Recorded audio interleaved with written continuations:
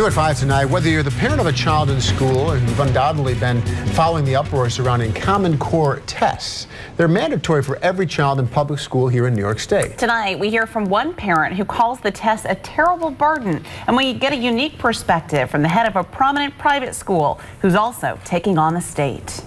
There's absolutely no benefit for the child whatsoever. Royale Scuderi of Oneida has always been an involved parent. She sees it as part of her job as a mom.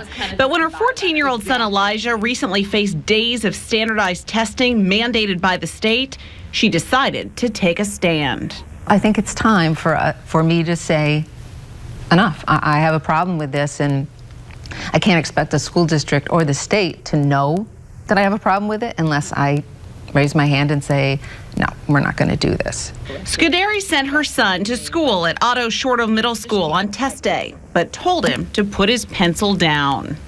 It's sort of our personal protest. It's just on principle of it. Like so many other parents across central New York, Scuderi feels the testing has gotten out of hand. She's joining a grassroots movement here locally and across the country, standing together with other parents, hoping to make a difference. We can't expect the state to consider our opinions if we don't stand up and make sure our voices are heard. You have great evaluation. From public to private school, joining the voices speaking out against the Common Core is Scott Wiggins, the head of Manlius Pebble Hill. He's been following the pushback from teachers and parents and supports their fight. If I'm a faculty member and I have 10 kids in my classroom, and that's going to determine my livelihood or whether I'm going to have a job next year, then job number one for me is going to be to get those kids prepared for that test. But teachers don't face that same pressure at private schools like MPH, which aren't mandated to administer the test. Wiggins believes students should develop a love of learning rather than cramming pieces of data into their heads. What about expanding your opportunities? What about pushing yourself in different areas? I'd like to learn about this. Well, wait, we got to focus on this because this is what's going to be tested.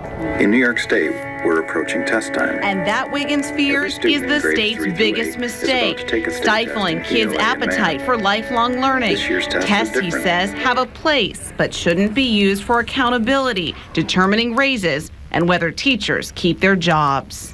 The sky needs to be the limit. Kids have to have the opportunity to be creative.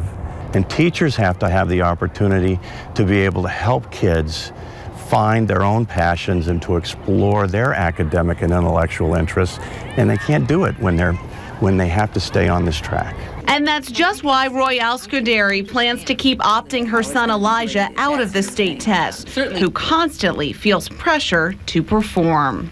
They're definitely focusing on the tests and trying to get you prepared. You don't want to mess up. For its part, the state education department says the tests are a barometer intended to ensure teachers are doing their jobs and making sure students are prepared to succeed in college and beyond. And I'd like to take a minute to tell you about the new state education commissioner has said, quote, parents who keep their children from taking these tests are essentially saying, I don't want to know where my child stands, and we think that's doing them a real disservice.